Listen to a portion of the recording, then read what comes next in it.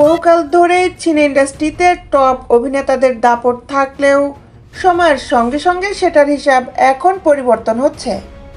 অভিনেত্রীরাও এখন অভিনেতাদের মতোই নিজের ব্র্যান্ড ভ্যালুর পাশাপাশি মোটা অঙ্কের টাকা উপার্জন করছে।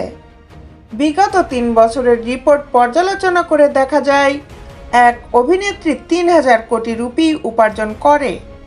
দীপিকা প্রিয়াঙ্কাকে পেছনে ফেলে বড় অভিনেত্রীর মর্যাদা অর্জন করেছেন তিনি আর কেউই নন, বলিউড ও দক্ষিণী সিনে ইন্ডাস্ট্রির জনপ্রিয় অভিনেত্রী রাশমিকা মান্দানা। 2023 সাল থেকে শুরু করে 2025 সাল পর্যন্ত প্রেক্ষাগৃহে মুক্তি পাওয়া পরপর 3টি সিনেমায় ভারতীয় বক্স অফিসে ঝড় তুলেছে। পরপর 3টি সিনেমা বক্স অফিসে দারুণ পারফর্ম করার কারণে ইতিমধ্যে সিনেপ্রেমীরা তাকে লাকি চার্ম বলতে শুরু করেছেন। মুক্তিপ্রাপ্ত 3টি সিনেমার মধ্যে তালিকার প্রথমে রয়েছে সন্দীপ রেড্ডির ভাঙ্গার ছবি অ্যানিমাল, দ্বিতীয় অবস্থানে পুষ্পা 2 এবং তৃতীয় স্থানে রয়েছে সম্প্রতি মুক্তিপ্রাপ্ত সিনেমা সাভা। 2023 সালে প্রেক্ষাগৃহে মুক্তিপ্রাপ্ত সিনেমা অ্যানিমাল বিশ্বব্যাপী 900 কোটি রুপি উপার্জন করে।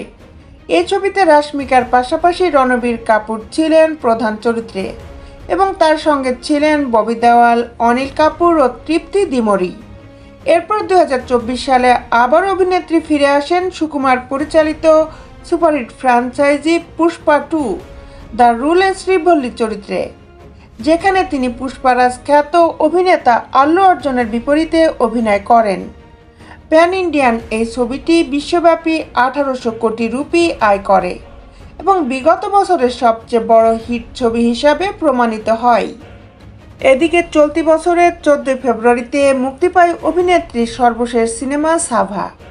ছবিতে ভিকি কৌশলের বিপরীতে প্রধান নারী চরিত্রে পর্দায় দেখা যায় তাকে।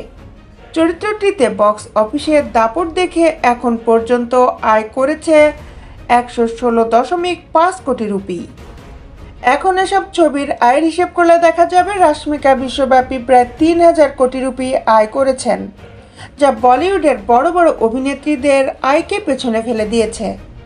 বর্তমান অভিনেত্রী নির্মাতা আর মুরুগাদোসের পরিচালিত সিকান্দার সিনেমায় অভিনয় করছেন, যেখানে পর্দায় সালমান খানের বিপরীতে প্রধান নারী চরিত্রে অভিনয় করতে দেখা যাবে এই অভিনেত্রীকে। দক্ষিণ ভারতের এই সুন্দরী নায়িকাকে আপনার কেমন লাগে? যদি ভালো লেগে থাকে তাহলে ভিডিওটি লাইক করে দিবেন। কেমন হয়েছে কমেন্ট করে জানাবেন। যদি ভিডিওটি ভালো লেগে থাকে শেয়ার করে দিবেন। Shamima Sultana, justice film focus, Dhaka.